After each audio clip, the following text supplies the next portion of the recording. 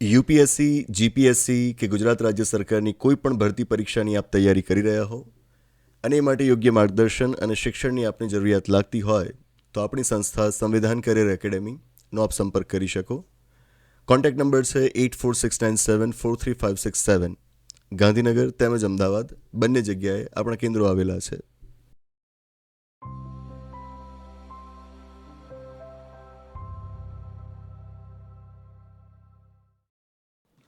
નમસ્તે, સ્વાગત છે આપનું આપણા કાર્યક્રમમાં કે જેનું નામ છે ગોષ્ઠ વિથ વિકલ્પ કોટવાલ. જીપીએસસી ગુજરાત જાહેર સેવા આયોગ. જીપીએસસીને હમણાં ગુજરાત હાઈકોર્ટમાંથી બરાબર સાંભળવાનું થયું.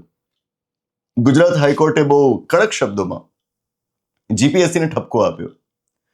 જીપીએસસી અને એના જેવા અન્ય રાજ્યોના જાહેર સેવા આયોગો અને સાથે સંઘ લોક સેવા આયોગ યુપીએસસી પણ ખરું. આ એ સંસ્થાઓ છે કે જે આપણા દેશની અલગ અલગ સરકારી નોકરીઓ માટે ભરતી પરીક્ષાઓનું આયોજન કરતી હોય છે. મતલબ કે આ સંસ્થાઓની પરીક્ષાઓ થકી નક્કી થતું હોય છે કે આપણને કેવા બ્યુરોક્રેટ્સ મળશે, કોણ બ્યુરોક્રેટ્સ બનશે અને કેવા બ્યુરોક્રેટ્સ આપણને મળશે. ભારત જેવા દેશની અંદર બ્યુરોક્રેસી એક ખૂબ પાવરફુલ છે અને એટલા માટે આ બ્યુરોક્રેસી જે સંસ્થાઓની પરીક્ષાઓ થકી નક્કી થાય છે એ સંસ્થાઓનું કામકાજ કેવું છે, એમની પ્રક્રિયાઓ કેવી છે, એમનું વર્તન કેવું છે, આ અંગે આપણે સવાલ કરવા જોઈએ. અને ખાસ તો જ્યારે કોઈક સ્ટેટ હાઈકોર્ટ દ્વારા કે પછી સુપ્રીમ કોર્ટ દ્વારા એમના કામકાજ અંગે જ્યારે ટિપ્પણી કરવામાં આવતી હોય, આવી ગંભીર ટિપ્પણી કરવામાં આવતી હોય, ત્યારે તો આપણે એના વિશે ગોષ્ઠી કરવી જ જોઈએ. આખો મામલો શું છે સમજીએ. થોડા સમય પહેલા જીપીએસસીએ કોઈ એક પરીક્ષાનું આયોજન કર્યું હતું અને પરીક્ષાની અંદર એમણે એક સવાલ પૂછ્યો હતો. એ સવાલથી જ આખો વિવાદ ઉભો થાય છે. સવાલ કૌટિલ્યના અર્થશાસ્ત્ર વિશે હતો. જીપીએસસીએ પરીક્ષામાં કૌટિલ્યના અર્થશાસ્ત્ર વિશે 2 વિધાન આપેલા હતા અને વિદ્યાર્થીઓને પૂછ્યું હતું કે તમે જણાવો કે આ વિધાન સાચા કે ખોટા.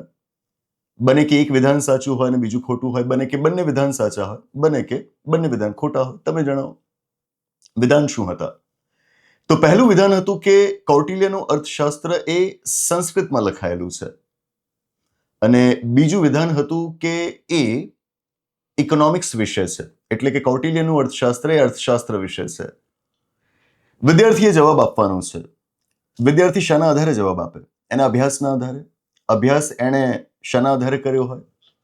હવે કોઈ વિદ્યાર્થી એ સીધો કૌટિલ્યનું અર્થશાસ્ત્ર તો વાંચવા નથી જવાનો ને. આવી તો ઘણી બધી હિસ્ટોરિકલ ટેક્સ્ટ છે કે જેનો અભ્યાસ એણે કરવાનો છે, પણ એ દરેક ઓરિજિનલ ટેક્સ્ટને તો વાંચવા ન જઈ શકે ને. એણે હિસ્ટોરિયન થોડું બનવાનું છે. 15 વર્ષથી યુપીએસસી જીપીએસસીના કોચિંગના ફિલ્ડમાં હું છું એટલે હું જાણું છું કે વિદ્યાર્થીઓ કેવી રીતે તૈયારી કરતા હોય, એમને કેવી રીતે તૈયારી કરાવવામાં આવતી હોય છે. તો એ ઓરિજિનલ ટેક્સ્ટ ન વાંચે, એ કોઈક હિસ્ટોરિયનને વાંચે, એના પુસ્તકને વાંચે, કોઈક સ્કોલરના પુસ્તકને વાંચે અને એના આધારે જાણે કે ટેક્સ્ટમાં શું લખેલું છે. એ જે અવેલેબલ સોર્સિસ છે એના આધારે જેણે જવાબ આપવાનો છે. તો એક વિદ્યાર્થીનીએ જવાબ આપ્યો કે આ બંને વિધાન સાચા છે અને જે અવેલેબલ સોર્સિસ છે એ પ્રમાણે એ જવાબ સાચો છે. પણ પછી જ્યારે જીપીએસસીની આન્સર કી પબ્લિશ થઈ એમાં જીપીએસસીએ આ જવાબને ખોટો માન્યો હતો. મતલબ કે જીપીએસસીના મતે કૌટિલ્યના અર્થશાસ્ત્ર વિશે પેલા બંને વિધાન સાચા નથી. હવે થવું એ આ જે વિદ્યાર્થીની હતા, ફાઇનલ જે મેરિટ લિસ્ટ પછી એ પરીક્ષાનું જાહેર થયું એમાં એમનું નામ નહોતું. મતલબ કે એમનું સિલેક્શન નહોતું થયું અને સિલેક્શન મેળવવામાં એમને 1 જ માર્ક ઓછો પડ્યો હતો. સ્વાભાવિક છે કે એ કેન્ડિડેટ શું વિચારશે કે એમણે કૌટિલ્યના અર્થશાસ્ત્ર વિશે પેલો જે જવાબ આપ્યો હતો એ જવાબ સાચો જ હતો, પણ જીપીએસસીએ સાચો હોવા છતાં એને ખોટો માન્યો હતો. ખોટો માન્યો હતો એટલે એ જવાબનો એમનો માર્ક કપાઈ ગયો. જો જીપીએસસીએ જવાબને સાચો છે તો સાચો જ માન્યો હોત ને તો એમનો એ માર્ક ન કપાત, એ જવાબનો એમને આખો માર્ક મળત અને એથી એમનું સિલેક્શન થઈ જાત. કોઈ પણ વિદ્યાર્થી આવું વિચારશે અને વિચારવું એ વાજબી છે ને. એટલા માટે એમણે જીપીએસસી સમક્ષ આની રજૂઆત કરી. જીપીએસસી માની નહીં અને એટલે આખરે એમણે પિટિશન ફાઇલ કરી ગુજરાત હાઈકોર્ટની અંદર. મામલો હવે કોર્ટમાં પહોંચે છે. કોર્ટમાં કેન્ડિડેટના લોયરે હાઈકોર્ટ સમક્ષ રજૂ કર્યા જીસીઆરટી અને એનસીઆરટીના પુસ્તકો. યુપીએસસી જીપીએસસીના ફિલ્ડની અંદર કોઈ પણ વિદ્યાર્થી જ્યારે પરીક્ષાની તૈયારી શરૂ કરે ને ત્યારે સૌથી પહેલી એને સલાહ એ આપવામાં આવતી હોય કે ભાઈ તમે જો જીપીએસસી કરવા માંગો છો તો GCERTના પેલા સ્કૂલના જે પાઠ્યપુસ્તકો છે ને 6ઠા ધોરણથી 12મા ધોરણ સુધીના એનો અભ્યાસ કરી નાખો. આ પાયો છે. આમાંથી તમારી તૈયારીની શરૂઆત થવી જોઈએ. અને જો આપ યુપીએસસીની તૈયારી કરવા માંગો છો તો NCERTના 6ઠાથી 12મા ધોરણ સુધીના જે પુસ્તકો છે આપ એનો અભ્યાસ કરી નાખો. અને આવું અમારા જેવા શિક્ષકો દ્વારા જ કહેવામાં આવતું હોય છે એવું નથી. ખુદ આ સંસ્થાઓ સાથે સંકળાયેલા વ્યક્તિઓ દ્વારા કહેવામાં આવતું હોય છે કે GCERT અને NCERTના પુસ્તકો એ સરકાર દ્વારા માન્ય પુસ્તકો છે ને, તો સરકારની માન્યતા પ્રાપ્ત પુસ્તકો છે, તો એમાં જે માહિતી આપેલી હોય સૌથી પ્રમાણભૂત માનવાની રહે આપણે. તો તમારે એના આધારે તૈયારી કરવી જોઈએ. તો કેન્ડિડેટના લોયરે ગુજરાત હાઈકોર્ટની અંદર GCERT અને NCERTના પુસ્તકોને પુરાવાઓ તરીકે રજૂ કર્યા કે જુઓ, આમાં પણ આ જ કહેવાયેલું છે કે કૌટિલ્યનું અર્થશાસ્ત્ર એ સંસ્કૃતમાં લખાયેલું છે, અને એ અર્થશાસ્ત્ર વિશે છે. આમ તો આપણે જોઈએ તો કૌટિલ્યનું અર્થશાસ્ત્ર ઇટ્સ અબાઉટ ગવર્નન્સ, શાસન વિશે છે, ઇટ્સ અબાઉટ લો, એ કાયદા વિશે છે, it's about economics as well. બરાબર, સંપૂર્ણપણે અર્થશાસ્ત્ર વિશે છે એવું તો ન કહેવાય. તો આ બધા જે મુદ્દાઓ હતા એમણે ત્યાં આગળ રજૂ કર્યા. જીપીએસસી ના પાડી કે આ નહીં તો શું? તો જીપીએસસી કહે છે કે અમે તો જે ઓરિજિનલ ટેક્સ્ટ છે ને એના આધારે જે માહિતી બને એને જ સાચી માનીએ, એના આધારે અમે આન્સર કી બનાવી છે. ઓરિજિનલ ટેક્સ્ટ એટલે તો જીપીએસસી કહે છે કે આની જે ઓરિજિનલ ઇંગ્લિશ ટ્રાન્સલેશનની ટેક્સ્ટ છે જે 1915ના વર્ષમાં પ્રકાશિત થઈ હતી, અમે તો એના આધારે આન્સર કી બનાવેલી છે. કૌટિલ્યનું અર્થશાસ્ત્ર તો બહુ જૂનું છે, બરાબર, સદીઓ પહેલા લખાયેલું છે, પણ પછી ખોવાઈ ગયું હતું, આપણા ધ્યાને હતું નહીં. એની પુનઃ શોધ થઈ, એની રીડિસ્કવરી થઈ 1905ના વર્ષમાં, અને પછી એનું ઇંગ્લિશ ટ્રાન્સલેશન પબ્લિશ કરાય છે 1915ના વર્ષમાં. તો જીપીએસસી એમ કહી રહી છે કે 1915નું જે એ ઇંગ્લિશ ટ્રાન્સલેશન છે ને એ ઓરિજિનલ ટેક્સ્ટના આધાર ઉપર અમે આન્સર કી બનાવેલી છે. તો ગુજરાત હાઈકોર્ટ કહે છે કે વાંધો નહીં, તમારી એ જે ઓરિજિનલ ટેક્સ્ટ છે એ લઈને આવો, જોઈ લઈએ અને નક્કી થઈ જશે શું સાચું શું ખોટું. પહેલા તો ગુજરાત હાઈકોર્ટે વારંવાર ડિરેક્ટિવ્સ આપ્યા જીપીએસસીને આ બધી માહિતીઓ પૂરી પાડવા માટેના. જીપીએસસી માહિતી આપવામાં બહુ વાર કરી, અને ફાઇનલી જ્યારે એ લોકો માહિતી લઈને આવ્યા તો એમણે કર્યું શું? એમની પાસે કોઈ હાર્ડ કોપી નહોતી, કોઈ પુસ્તક નહોતું, જે પુસ્તક આપણે વાંચતા હોઈએ ને એવું કોઈ અર્થશાસ્ત્રનું પુસ્તક એમની પાસે નહોતું. એ લઈને આવ્યા હતા PDF, મતલબ કે ડિજિટલ કોપી. ગુજરાત હાઈકોર્ટે કહ્યું કે ભાઈ પેલી ઓરિજિનલ ટેક્સ્ટ કેમ નથી, અને જો આ ડિજિટલ કોપી છે તો ડિજિટલ કોપી તમે ક્યાંથી મેળવી? તો કહ્યું કે ઇન્ટરનેટ પરથી તમે ડાઉનલોડ કરેલી છે. ઠીક છે, તો ઇન્ટરનેટનો એક કયો સોર્સ છે કે જ્યાંથી તમે આ PDF મેળવી છે? ગમે તે સોર્સ પરથી ગમે તે PDF લઈ આવો એ થોડું ચાલે. અને આમ પણ આપણે જોઈએ છીએ કે ઇન્ટરનેટ ઉપર સોર્सेस ઘણા બધા છે. દરેક વ્યક્તિ પોતાની રીતે પોતાનું અર્થશાસ્ત્ર લખીને મૂકી દે, બરાબર, અને એમ થોડું માની લેવાય. જીપીએસસી અહીં આગળ સોર્સ બતાવવામાં પણ નિષ્ફળ જાય છે. કેવી વાત કહેવાય. અને આ જ એ બાબત છે કે જેના લીધે ગુજરાત હાઈકોર્ટે કડક શબ્દોમાં જીપીએસસીને ઠપકો આપવો પડ્યો. પહેલા તો એ કહે છે કે તમને રિસ્પોન્સ આપવામાં આટલો સમય કેમ લાગે છે? એ કહે છે કે જીપીએસસી તમે તો દાવો કરો છો કે તમે તો એક એક્ઝામ એડમિનિસ્ટ્રેટર છો, વર્ષે દાડે તમે 200 જેટલી પરીક્ષાઓ લો છો. દર વર્ષે જો તમે 200 પરીક્ષાઓ લેતા હોય તો એનો મતલબ તો એ થયો કે દર બીજા દિવસે તમે એક પરીક્ષાનું આયોજન કરી રહ્યા છો, તમારી પાસે વિશાળ મેન પાવર છે. તો પછી અમે જે માહિતીઓ માંગી રહ્યા છીએ એ ફર્નિશ કરવામાં તમને આટલો બધો સમય કેમ લાગે છે? વાજબી સવાલ છે ને.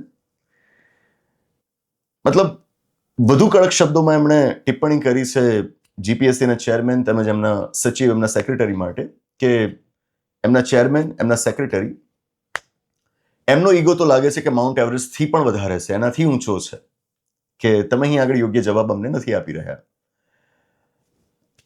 ગુજરાત હાઈકોર્ટ કહે છે કે તમે જેમની પાસે પેપર સેટ કરાવડાવ્યું છે એની ઓળખ અમારી સામે છતી કરો.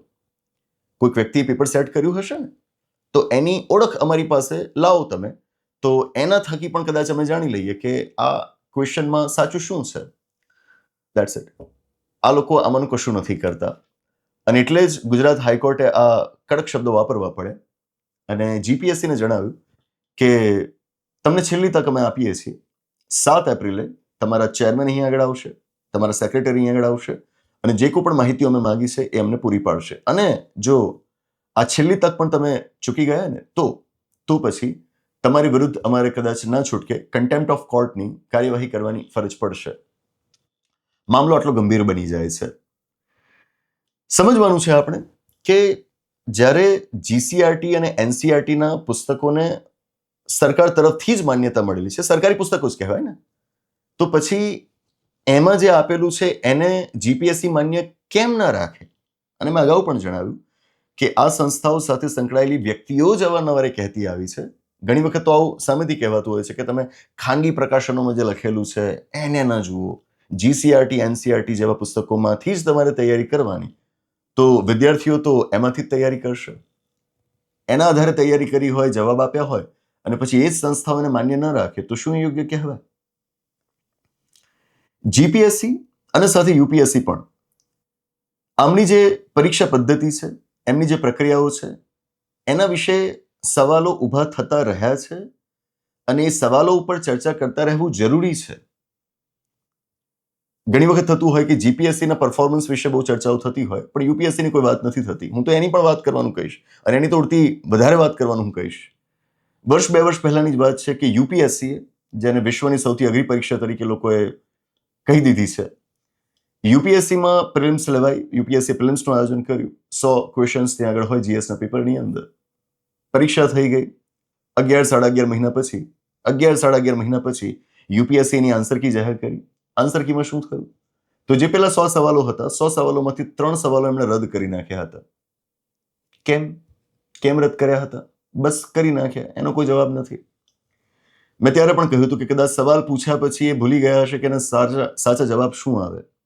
સવાલ પૂછી નાખ્યો, ખબર જ નહીં પડી હોય કે હવે આનો સાચો જવાબ ક્યાંથી લાવવો, એટલે ક્વેશ્ચન્સ રદ કરી નાખ્યા. આમ થોડું ચાલે. જીપીએસસી તો આમાં પંકાયેલી જ છે આ બાબતે. હમણાંની જ, ગયા વર્ષની કે આગલા વર્ષની જ વાત છે ને, કે જીપીએસસીમાં કોઈ પરીક્ષા માટે ઇન્ટરવ્યુનું આયોજન થયું હતું, અને બનવું એવું કે એ ઇન્ટરવ્યુમાં જે લોકો ઇન્ટરવ્યુ લેવા માટે બેસવાના હતા, ઇન્ટરવ્યુ બોર્ડના જે મેમ્બર્સ હતા, એ મેમ્બર્સ વિશે માહિતી બહાર આવી કે એ લોકો ગુજરાતની જ બીજી કોઈક સંસ્થામાં આ જ ઇન્ટરવ્યુ માટે વિદ્યાર્થીઓને તૈયારી કરાવતા હતા. સીધું જ છે કે એ ઇન્ટરવ્યુની તૈયારી તમે જે વિદ્યાર્થીઓને કરાવડાવી છે, એ વિદ્યાર્થીઓ જ્યારે જીપીએસસીના ઇન્ટરવ્યુમાં મેમ્બર્સની સામે બેસશે તો પક્ષપાતી વલણ એમનું છતું નહીં થાય? થાય જ. એમને વધારે માર્ક્સ આપવાના છે. તો શું જીપીએસસીના ધ્યાન આ વાત પહેલા નહીં આવી હોય? પાછળથી આવી. સારી વાત છે, પાછળથી આવીને પછી 1-2 દિવસના જે ઇન્ટરવ્યુઝનું આયોજન થયેલું હતું, ઇન્ટરવ્યુઝ પછી લોકોએ રદ કરી દીધા. પણ વાત એ જ છે ને કે તમે આ કેવા લોકોને એમ્પ્લોય કરો છો કે જે આવું વર્તન દાખવે છે. પેપર સેટ કરનાર વ્યક્તિઓ કોઈક હશે તો પહેલા તો એમની લાયકાતો પણ આપણે જાણવી પડે ને, કે કોણ લોકો આ પેપર સેટ કરે છે. હા, ઓળખ તમારે છતી ન જ કરવી જોઈએ, સ્વીકારીએ, પણ પછી આ પ્રક્રિયામાં જો આટલી ભૂલો બહાર આવે છે તો તમારી પાસે કોઈ એક સ્ક્રીનિંગ માટેની પણ વ્યવસ્થા હોવી જોઈએ ને, કે એમણે પેપર્સ તમને બનાવીને આપી દીધા એટલે તમે માની જ લો છો, કે પછી એનું સ્ક્રીનિંગ થાય છે, વેરીફાઈ કરવામાં આવે છે કે સવાલો બરાબર છે કે નહીં, જે ઓથેન્ટિક સોર્સિસ છે એ પ્રમાણે એ સવાલોના જવાબ સાચા છે કે નહીં, શું આનું સ્ક્રીનિંગ કોઈ કરવામાં આવતું હોય છે? જો નથી કરવામાં આવતું હોય તો બહુ ગંભીર મુદ્દો કહેવાય. અને જો કરવામાં આવતું હોય, એ કરવામાં આવે છે પછી પણ આવી ભૂલો બહાર આવે છે, તો હું કહીશ કે એ પણ એક બહુ મોટો ગંભીર મુદ્દો કહેવાય. દરેક જગ્યાએ, દરેક તબક્કે એમની ગુણવત્તા, પ્રશ્નોની ગુણવત્તા, એમની પારદર્શિતા અને એમની જવાબદેહી ઉપર સવાલ ઊભા થાય છે. આ સવાલ ન થવા જોઈએ. આ પરીક્ષાઓથી કોઈકની કારકિર્દી બને છે. આમ લાગે કે 1 માર્ક, શું છે 1 માર્ક? ઘણું બધું છે. આ જ કેન્ડિડેટના કિસ્સામાં તમે જોઈ શકો છો કે 1 માર્કથી એનું સિલેક્શન અટકી જાય છે. આ કોઈ સામાન્ય વાત નથી. આ જે ગળાકાપ સ્પર્ધા થતી હોય છે ને, એમાં એક તો શું અડધા માર્કની પણ વેલ્યુ હોય. એક અડધા માર્કથી તમે મેરિટમાં આવો, બહાર રહી જાઓ, આવું બનતું હોય. એક અડધા માર્કથી નક્કી થાય કે તમને નોકરી મળશે તો કઈ મળશે, આઈએએસ મળશે કે આઈપીએસ મળશે. એક અડધા માર્કથી નક્કી થાય કે તમને જો આવી કોઈક ઓલ ઇન્ડિયા સર્વિસ મળી તો તમને કઈ કેડર મળશે, તમને તમારું સ્ટેટ, ગુજરાત સ્ટેટ મળશે કે પછી તમારે તમિલનાડુમાં ક્યાંક જવાનું આવશે, કે બને કે તમને બિહારની અંદર પોસ્ટિંગ આપી દેવામાં આવે. તમારી કેડર આ રેન્કિંગના આધારે નક્કી થતી હોય છે. તો આ કોઈ સામાન્ય વાત નથી, આ કોઈ જ સામાન્ય વાત નથી, અને એટલે જ એને ગંભીરતાથી લેવાવું જોઈએ. આશા રાખીએ કે જીપીએસસી અને યુપીએસસી જેવી સંસ્થાઓ વધુ ગંભીરતાથી, ગુણવત્તા સાથે કામ કરે અને ભવિષ્યમાં આવું ન થાય. પરંતુ સાથે હું સંદેશો આપવા માંગીશ એ વિદ્યાર્થી મિત્રોને કે જે આ પરીક્ષાઓની તૈયારી કરતા હોય છે. હું જોઉં છું કે એ વિદ્યાર્થીઓ કે જે આ પરીક્ષાઓ પાસ નથી કરી શકતા. મોટાભાગના વિદ્યાર્થીઓ પાસ નથી જ કરી શકવાના ને. આપ જાણો છો કે આ પરીક્ષાઓની અંદર સક્સેસનો રેશિયો બહુ ઓછો છે. 1% પણ ઓછા લોકો આ પરીક્ષાઓ પાસ કરી શકતા હોય છે. તો મોટાભાગના વિદ્યાર્થીઓ એ છે કે જે આ પરીક્ષા પાસ નથી કરી શકતા. હું જોઉં છું કે વિદ્યાર્થીઓને એવું લાગે છે કે જો આ પરીક્ષા પાસ ન કરી શકે તો બસ એમણે જીવનમાં કશું જ નથી મેળવ્યું. મતલબ કે આ એમની સૌથી મોટી નિષ્ફળતા છે. હવે જીવનમાં બીજું કશું જ પ્રાપ્ત ન કરી શકે. હું એમને નિરાશામાં ધકેલાતા જોઉં છું અને યુવાનોને આ રીતે નિરાશામાં ધકેલાતા જોઉં ત્યારે ખરેખર ખૂબ દુઃખ થાય છે. આવું બધું નહીં વિચારવાનું. આ કંઈ નથી. આ પરીક્ષાઓની અંદર ઘણી બધી ભૂલો રહેલી છે, સંખ્યાબંધ ભૂલો રહેલી છે અને એના ઉપર બહુ નિખાલસતાથી ભૂતકાળમાં મેં ઘણી બધી ગોષ્ઠીઓ કરીને એના ઉપર વાત કરેલી છે. જે લોકો આ પરીક્ષા પદ્ધતિમાં રહેલી ભૂલોનો લાભ લઈને પહોંચી ગયા છે નોકરીઓની અંદર, સિલેક્શન મેળવી લીધું છે, એ પછી એના ગુણગાન ગાય રાખે છે. નસીબથી કશુંક મળી ગયું હોય એટલે પછી એની વાહવાહી કરી રાખવી પડે ને. અને એનાથી બીજા વિદ્યાર્થીઓનો મોરાલ ડાઉન થાય છે. અને એટલા જ માટે હું અવારનવાર, ઘણાને ન પણ ગમે તો ન ગમે, પણ હું આ વિષય પર બોલતો રહ્યો છું કે આ કોઈ બહુ મેરિટ પસંદ કરનારી પરીક્ષાઓ નથી. Merit is a myth. ઇન્ડિયામાં મેરિટ ઇઝ અ મિથ. આ માત્ર એક ભ્રમ પેદા કરાય છે. અને ખાસ તો જે કોચિંગ ઇન્સ્ટિટ્યૂટ્સ છે અને નસીબથી મોટા ભાગના પાસ થયેલા લોકો છે એ આ મેરિટના મિથને બરકરાર રાખવાનું કામ કરે છે. મોટાભાગના કિસ્સાઓમાં તમને એવું જોવા મળશે કે એવરેજ લોકો, બિલો એવરેજ લોકો જ આવી પરીક્ષાઓની અંદર સિલેક્શન મેળવી જતા હોય છે. બહુ હાઈ મેરિટોરિયસ કેન્ડિડેટ્સ જો સિલેક્ટ થતા હોત ને તો આપણી બ્યુરોક્રેસીના આટલા ખરાબ હાલ ન હોત. હું અવારનવાર કહેતો રહ્યો છું કે આપણું સરકારી તંત્ર આટલું શિથિલ છે, બિનકાર્યક્ષમ છે. એ કેમ છે? આટલું ભ્રષ્ટ છે તો એ કેમ છે? તો જો તમારી પરીક્ષાઓમાં એટલું જબરદસ્ત મેરિટ પસંદ થતું હોત તો બ્યુરોક્રેસી આવી થોડી હોત. તો એ બાબત સાબિત કરે છે કે આ પરીક્ષાઓની અંદર બહુ મોટી ભૂલો રહેલી છે. એથિક્સનું પેપર રાખીને પણ તમે ભ્રષ્ટ ન થઈ શકે એવા વિદ્યાર્થીઓને અધિકારી તરીકે તો પસંદ કરી શકતા નથી. તો વિદ્યાર્થીઓને કહીશ કે ક્યારે નાસીપાસ નહીં થવાનું. મહેનત કરવાની, ભરપૂર મહેનત કરવાની. મહેનત કરવામાં ક્યારે પાછા નહીં પડવાનું. આપણા હાથમાં ફક્ત મહેનત કરવાનું જ હોય. નસીબના ભરોસે ક્યારે બેસી ન રહેવાય. પણ સાથે એ વાતને પણ આપણે સ્વીકારવાની, એકનોલેજ કરવાની કે બધું તમારા હાથમાં નથી. આ છે. આવી ઘણી બધી ભૂલો ભૂતકાળમાં બહાર આવેલી છે અને આપ જાણો જ છો. જો જાણો છો તો પછી કેમ નાસીપાસ થઈ જાઓ છો? મન લગાવીને મહેનત કરવાની, પૂરો પ્રયત્ન કરવાનો કે આ પરીક્ષાઓમાં તમે ઉત્તીર્ણ થાવ. પણ જો ન થઈ શક્યા તો એનું કારણ એ તમે નથી. દર વખતે તમે નથી. તમારી જ ભૂલ છે એવું નથી. એનું કારણ આ સંસ્થાઓ પણ છે. આ સંસ્થાઓની આ બિનકાર્યક્ષમ અને ખોટી પદ્ધતિઓ પણ છે. એ વાતને તમારે સ્વીકારવી રહી. આપના વિષય પર જે મંતવ્યો હોય નીચે કોમેન્ટ બોક્સમાં જણાવશો. આપણે આવા વિષય ઉપર ગોષ્ઠી કરતા રહીશું. બસ એ જ. તો આની સાથે આ ગોષ્ઠીની આગળ સમાપ્ત જાહેર કરીએ છીએ. આવનારા એપિસોડમાં આવી જ કોઈક નવી વાત સાથે, એક રસપ્રદ ચર્ચા સાથે, એક નવી ગોષ્ઠી સાથે પાછા મળીશું. આભાર. નમસ્તે.